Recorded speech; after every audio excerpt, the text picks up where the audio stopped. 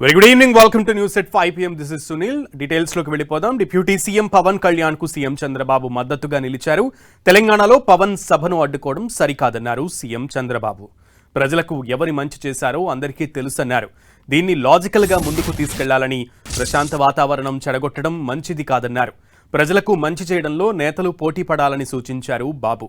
ప్రజాస్వామ్యంలో ఎవరు ఎక్కడైనా సభలు పెట్టుకోవచ్చన్నారు.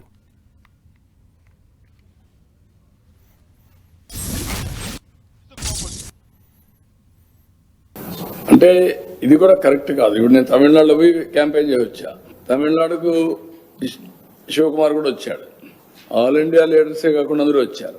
అక్కడ కాంగ్రెస్ పార్టీ ఉంది, బీఆర్ఎస్ పార్టీ ఉంది. బీఆర్ఎస్ మొన్నటి నేషనల్ పార్టీ ఆంధ్రలో కూడా యూనిట్ పెట్టారు. ఎందుకు మాట్లాడతారో నాకైతే అర్థం కావడం లేదు. వీళ్ళు కరెక్ట్ కాదు.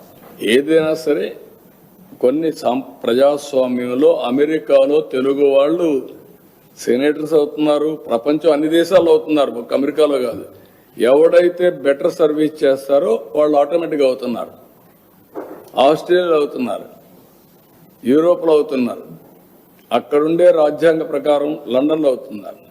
కాబట్టి ఇలాంటివి చేయడం కరెక్ట్ కాదు, అది మంచి విధానం కాదు. పోటీ పడవలసింది ప్రజా చైతన్యంలో పోటీ పడాలి. ప్రజలకు మెరుగైన సేవలు అందించాలి, వాళ్ళని ఎంపవర్ చేయాలి. ఇలాంటివి మాట్లాడి లేనిపోని ఐ కెన్ సే అనవసరంగా ప్రజల్ని విద్వేషం కూడా అన్నాను. విద్వేషాలు కూడా వీళ్ళు అనుకుంటేనే అయిపోవు. ప్రజలు ఇప్పుడు 12 ఏళ్ళు అయిపోయింది విభజన జరిగి, 2 రాష్ట్రాలు విడిపోయినాయి.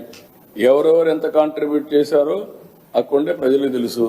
ఇప్పుడు మనం చేయాల్సింది దీన్ని లాజికల్ గా తీసుకుపోవడానికి, చెడగొట్టకుండా లాజికల్ గా తీసుకెళ్ళాలి. ఎవరున్నా అది వదిలిపెట్టి మాట్లాడడం కరెక్ట్ కాదు.